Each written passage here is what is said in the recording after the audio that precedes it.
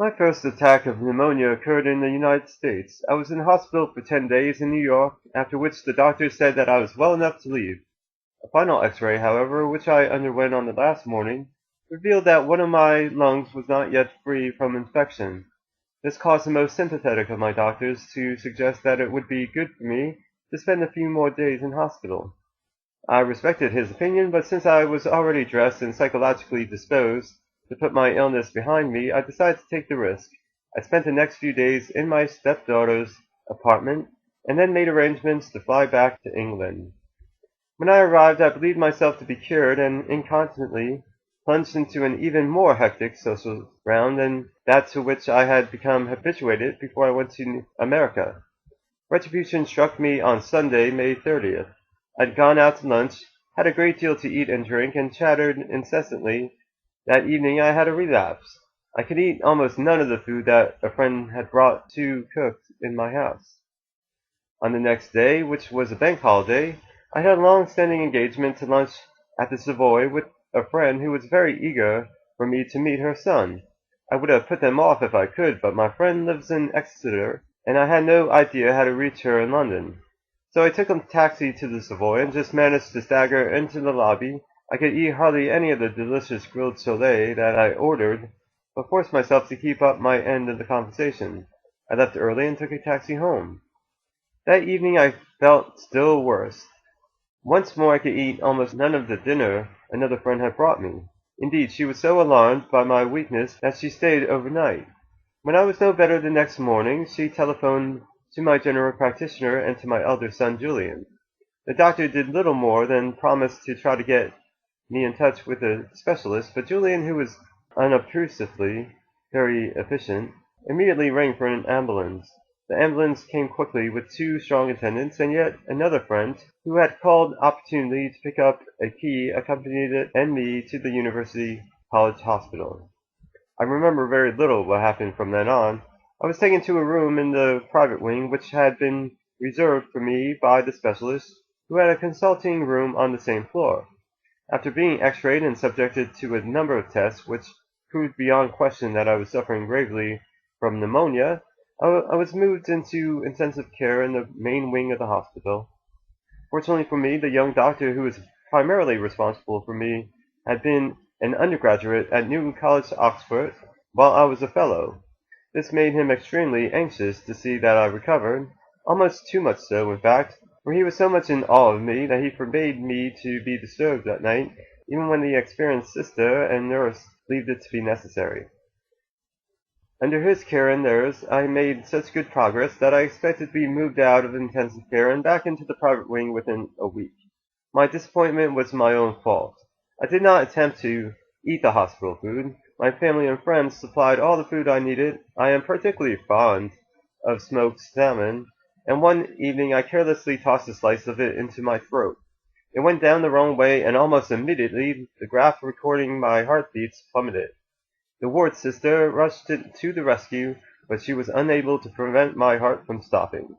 She and the doctor subsequently told me that I died in this sense for 4 minutes, and I have had no reason to disbelieve them.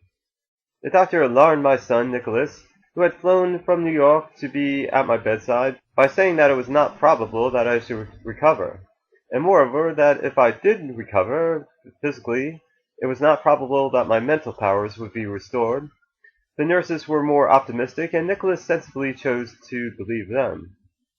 I have no recollection of anything that was done to me at that time. Friends have told me that I was festooned with tubes, but I have never learned how many of them there were, or, with one exception, what purposes they served. I do not remember having a tube inserted in my throat to bring up the quantity of phlegm which had lodged in my lungs. I was not even aware of my numerous visitors, so many of them, in fact, that the sister had to set a quota. I know that the doctors and nurses were surprised by the speed of my recovery, and that when I started speaking, the specialist expressed astonishment that anyone with so little oxygen in his lungs should be so lucid. My first recorded utterance, which convinced those who heard it that I had not lost my wits, was the exclamation, "You are all mad!" I am not sure how this should be interpreted.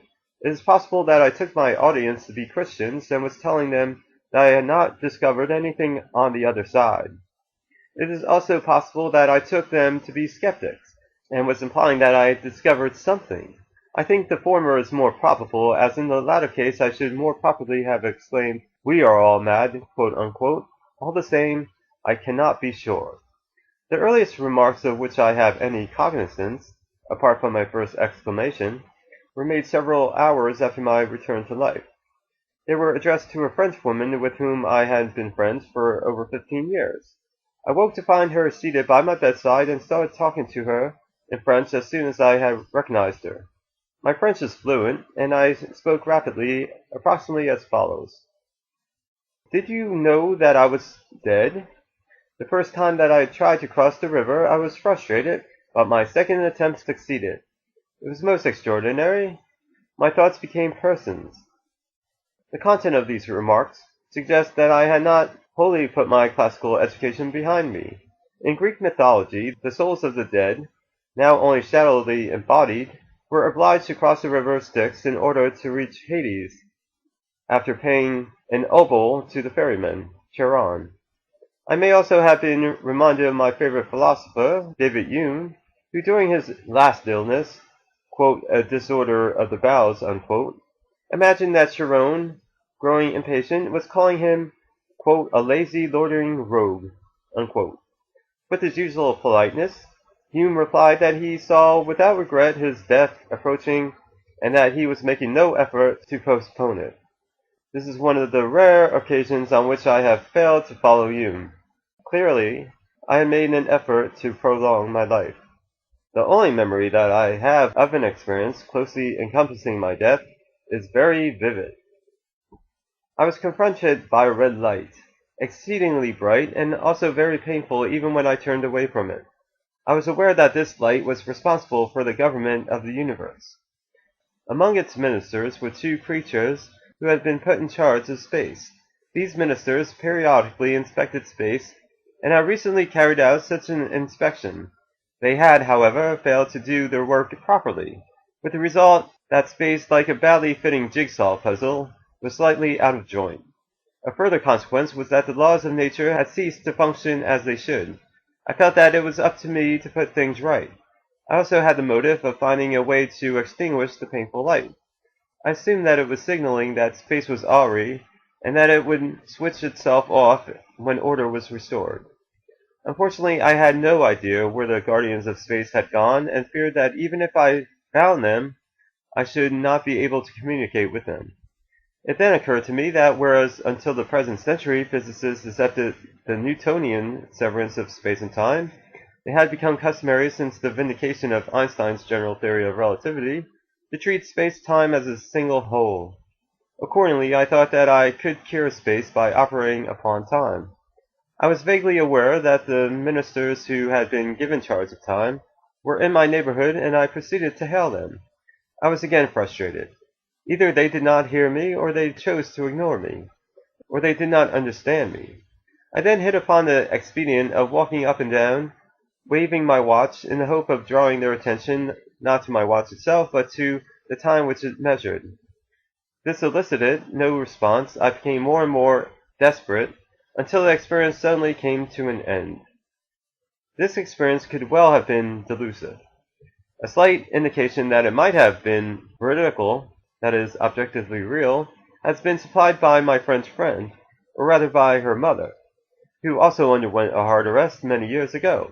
When her daughter asked her what it had been like, she replied that all she remembered, that she must stay close to the red light. On the face of it, these experiences, on the assumption that the last one was veridical, are rather strong evidence that death does not put an end to consciousness. Does it follow that there is a future life? Not necessarily. The trouble is that there are different criteria for being dead, which are indeed logically compatible, but may not always be satisfied together. In this instance, I am given to understand that the arrest of the heart does not entail, either logically or causally, the arrest of the brain. In view of the very strong evidence in favor of the dependence of thoughts upon the brain, the most probable hypothesis is that my brain continued to function although my heart had stopped. If I had acquired good reason to believe in a future life, it would have applied not only to myself. Admittedly, the philosophical problem of justifying one's confident belief in the existence and contents of other minds has not yet been satisfactorily solved. That is, the problem of other minds. Even so, with the possible exception of Fichte, who proclaimed that the world was his idea but may not have meant it literally, no philosopher had acquiesced in solipsism. No philosopher had seriously asserted that of all the objects in the universe, he alone was conscious. Moreover, it is commonly taken for granted, not only by philosophers, that the minds of others bear a sufficiently close analogy to one's own. Consequently, if I had been vouchsafed a reasonable expectation of a future life, other human beings could expect one too. Let us grant, for the sake of argument, that we could have future lives. What form could they take? The easiest answer is that they would consist in the prolongation of our experiences, without any physical attachment. This is the theory that should appeal to radical empiricists. It is indeed consistent with the concept of personal identity which was adopted both by Hume and by William James, according to which one's identity consists not in the possession of an enduring soul, but in the sequence of one's experiences guaranteed by memory. They did not apply their theory to a future life, in which Hume at any rate disbelieved. For those who are attracted by this theory, as I am, the main problem which Hume admitted that he was unable to solve is to discover the relation or relations which have to hold between experiences for them to belong to one and the same self. William James thought that he had found the answers with his relations of the felt togetherness and continuity of our thoughts and sensations coupled with memory in order to unite experiences that are separated in time. But while memory is undoubtedly necessary, it can be shown that it is not wholly sufficient. I myself carried out a thorough examination and development of the theory in my book, The Origins of Pragmatism. I was reluctantly forced to conclude that I could not account for personal identity without falling back on the identity through time of one or more brains that the person might sufficiently occupy. Even then, I was unable to give a satisfactory account of the way in which a series of experiences is tied to a particular body at any given time.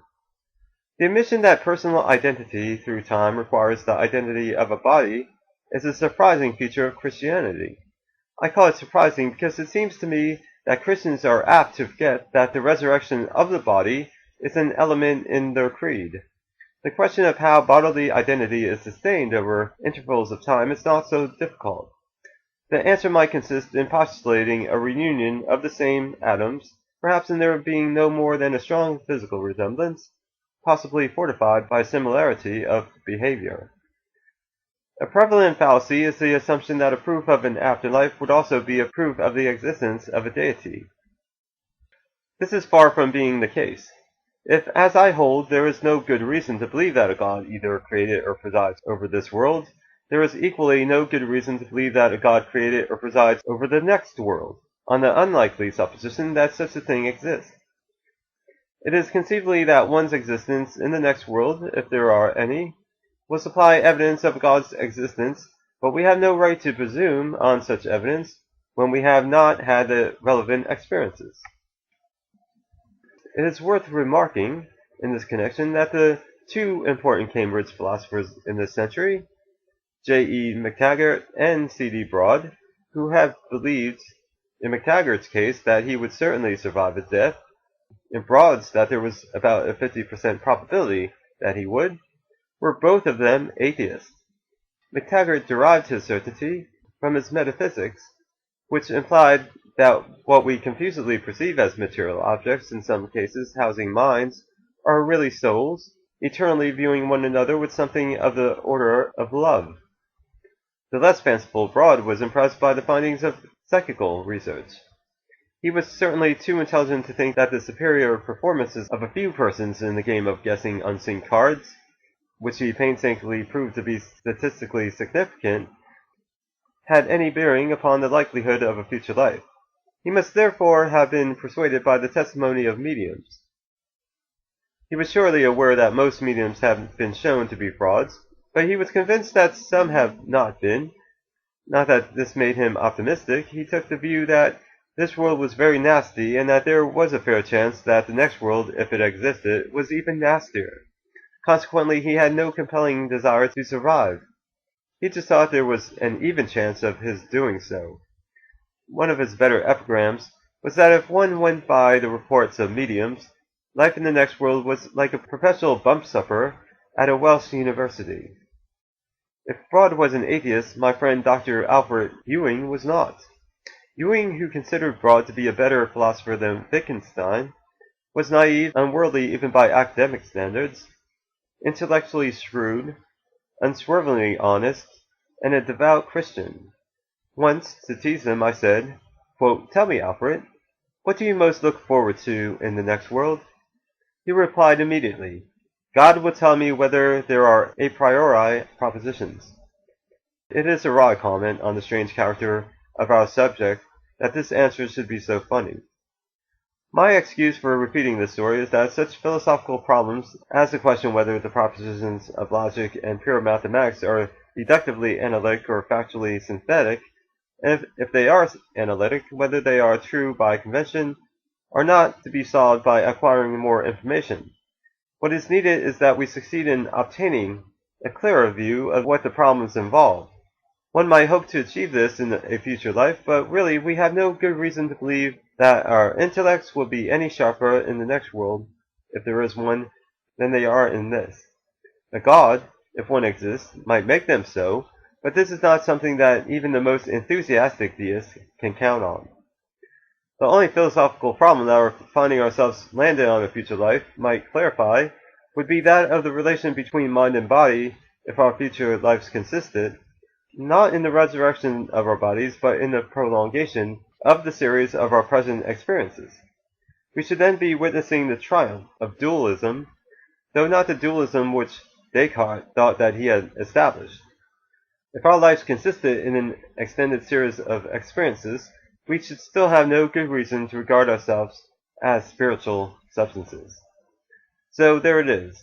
My recent experiences have slightly weakened my conviction that my genuine death, which is due fairly soon, will be the end of me, though I continue to hope that it will be.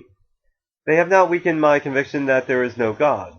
I trust that my remaining an atheist will allay the anxieties of my fellow supporters of the British Humanist Association, the Rationalist Press Association, and the South Place Ethical Society.